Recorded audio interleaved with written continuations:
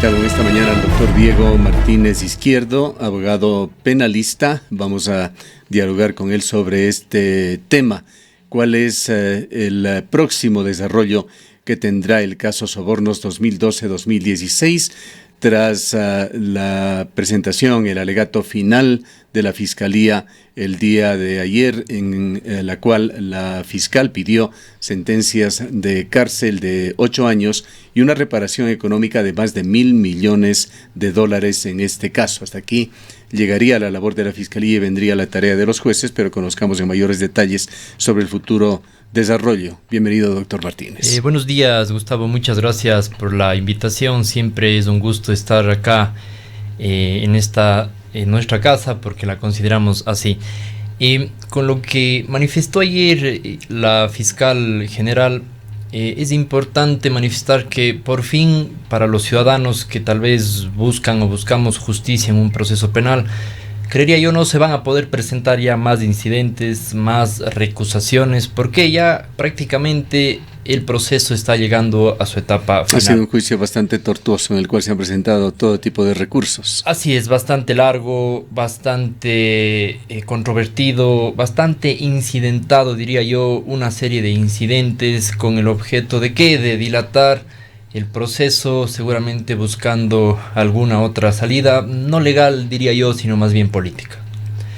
En este momento ya la fiscal el día de ayer ha dado su alegato final. Estaríamos nada más esperando la resolución de los jueces. Los jueces han entrado en deliberación. Esperamos y espera la sociedad, todos estamos atentos de este proceso, que se llegue a la sentencia y que los jueces pues realicen el mejor trabajo y podamos tener una sentencia que realmente evidencie lo que ha venido buscando Fiscalía y en definitiva que se haga justicia por todos estos casos que hemos venido escuchando y hemos venido siguiendo a través de medios de comunicación, de redes sociales. Una deliberación que, con lo complejo del caso, ¿qué tiempo podría tomar? A ver, ¿qué nos dice la norma? Que inmediatamente después de terminada la audiencia, los jueces del tribunal deberían dar su resolución. Es imposible, diría yo, dar una resolución inmediatamente. Es un proceso muy abultado, con mucha prueba testimonial, con mucha prueba documental. Por lo tanto, creería yo que esa sentencia no estará sino hasta la próxima semana, que diría yo unos 8 días por lo menos laborables. Ahora, las expectativas de que este juicio termine inicialmente fueron mucho más amplias. Se hablaba de que podría quizá para el segundo semestre de este año culminarse, llegarse al punto al que se ha llegado. ¿Qué es lo que posibilitó esto? Entre otras cosas, nos anticipamos a su respuesta. Hubo aproximadamente 100 testigos a quienes se decidió no llamar. Efectivamente, ya por estrategias de cada una de las partes procesales deciden no llamar a los testigos, y esto de cierta manera hace que la audiencia pueda continuar su trámite normal, su curso normal, y se tenga una sentencia antes de los tiempos previstos. Efectivamente, se tenía previsto que este proceso iba a durar muchos meses más incluso. Entonces yo creo que lo que se ha logrado en todo caso en este proceso es agilitar en tiempos lo más que ha podido, porque considerando lo que dijimos anteriormente, mucha dilatación, solicitudes de recusación y un sinnúmero de situaciones que se veían. ¿Sería un mérito esta agilidad con la que se ha podido evacuar esta fase del juez ponente Iván León? Yo creería que sí. Primero, el juez está en la obligación de continuar las audiencias, de no dilatarlas, y efectivamente también diría yo un mérito. ¿Por qué? Porque ante tanta prueba documental, frente a la cantidad de testigos, pues yo creería que es un récord haber concluido ya el día de ayer la fase de alegatos finales. En un país en el que la justicia ha estado en entredicho, en el que se ha hablado mucho de la manipulación de la justicia, de la compra incluso de jueces, lamentablemente es dable hablar sobre la probidad de los mismos. Existen siempre dudas sobre cómo actuará la justicia. Iván Saquicela, juez cuencano, lo conocemos, damos fe del profesionalismo que ha demostrado en su carrera judicial y consideramos que actuará de acuerdo a la justicia. Desconocemos el pasado de Iván León, de Marco Rodríguez. No sé si usted, por su actividad en el ámbito profesional, conoce algo sobre ellos. Lamentablemente no, coincido con usted, conozco yo de manera directa al doctor Iván Saquicela, incluso hemos compartido la cátedra en una de las maestrías de Derecho Penal de la Universidad de Cuenca. Creo que estamos frente a un profesional y a un juez que tiene conocimiento de mucha trayectoria y que efectivamente con las actuaciones que se han venido dando no dudamos de su ética y de que tendremos una sentencia ejemplar, sea cual sea.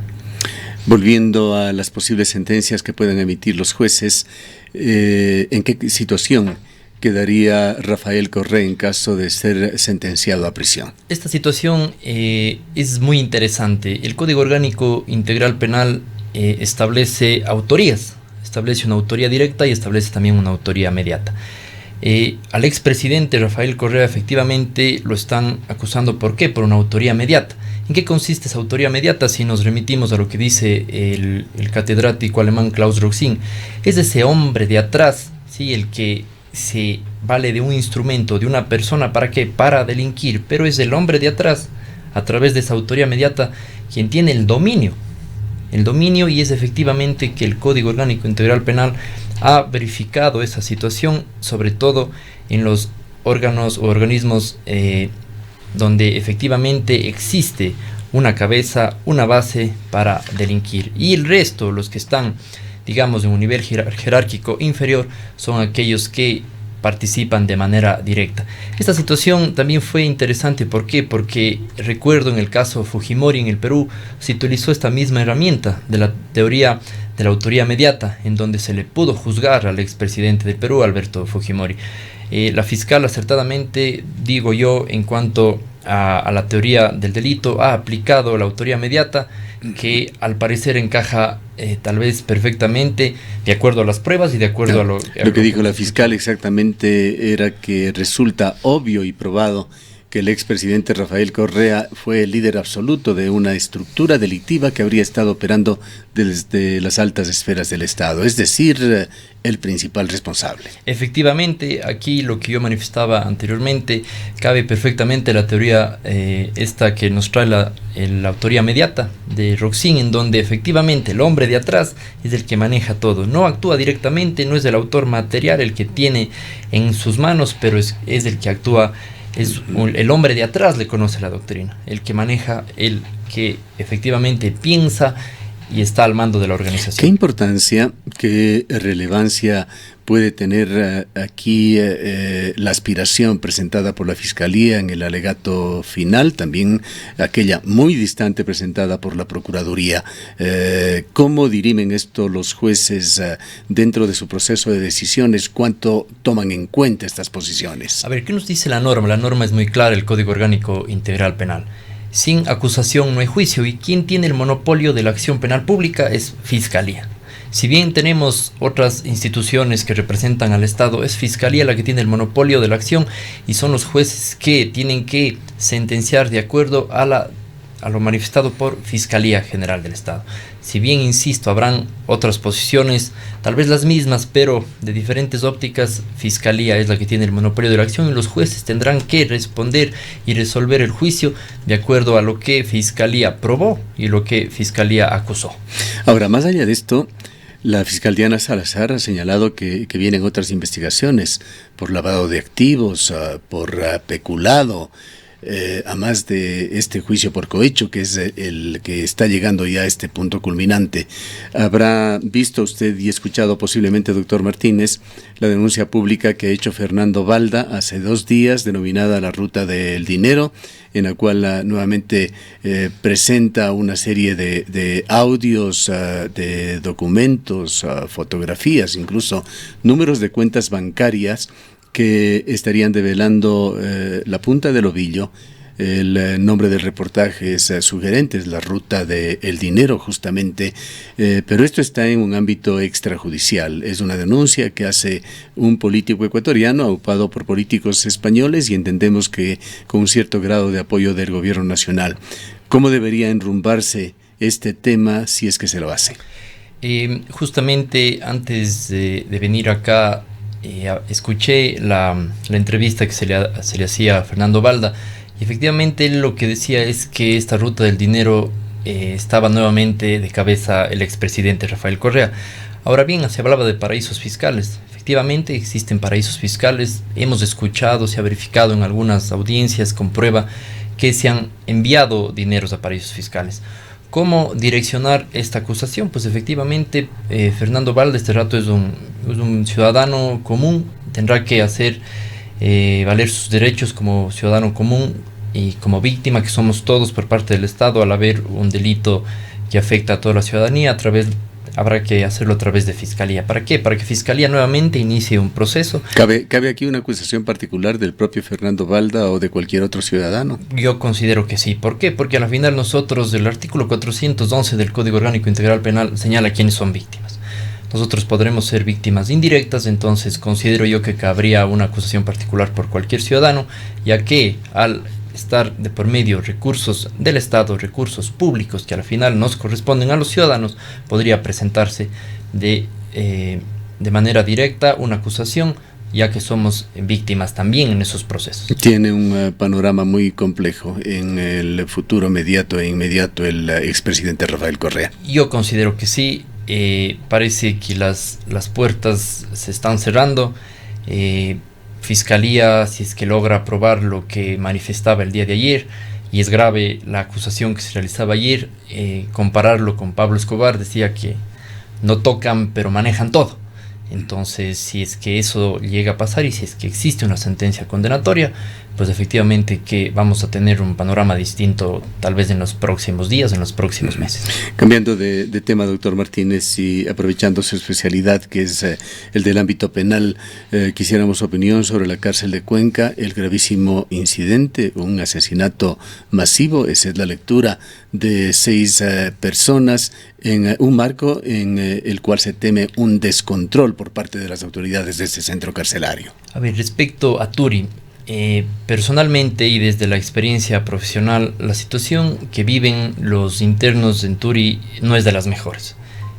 Los privados de la libertad tienen derechos: derecho a la vida, derecho a la dignidad, a una vida digna, a la salud, al trabajo, al ocio también. Sin embargo, vemos, ¿por qué? Porque hemos podido tener contacto con algunos internos que algunos derechos no se están vulnerando, pero no se están cumpliendo.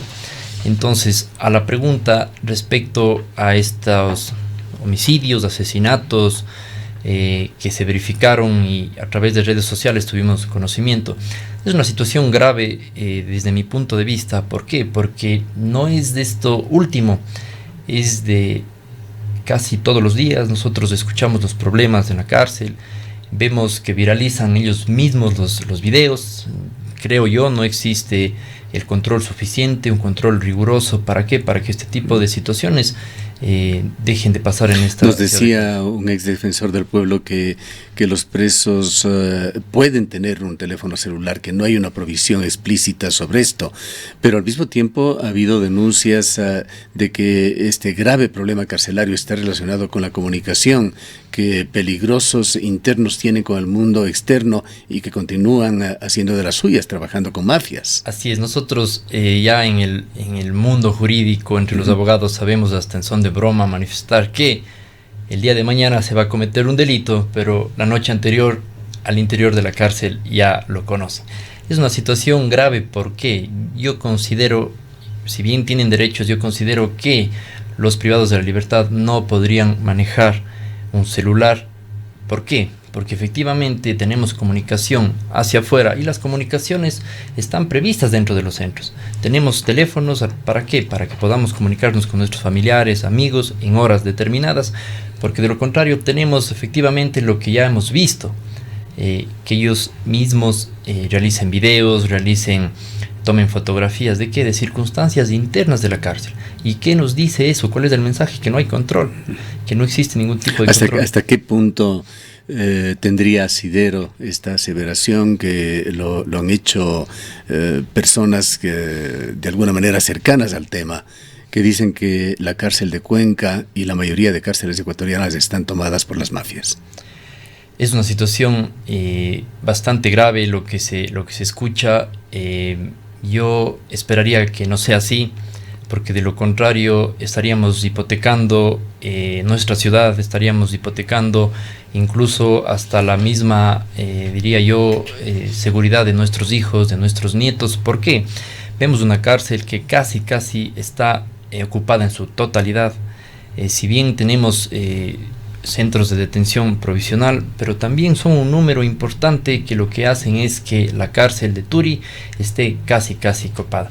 Y no hay que dejar pasar por alto que existen también internamente y dentro de los pabellones situaciones en las que se observan grupos que al ingresar o venir de otras ciudades quieren apoderarse, por decirlo así, de los pabellones, y es cuando vienen los enfrentamientos, es cuando vienen las riñas, es cuando vienen el arreglo de cuentas, el cobro de cuentas, y tenemos lo que tenemos. Yo considero, y como una opinión bastante personal, que no existe el suficiente control al interno de la cárcel. Incluso, diría yo, casi a las autoridades se les está yendo de las manos. Gracias por su presencia. Muchas gracias. Han escuchado al doctor Diego Martínez Izquierdo, abogado penalista.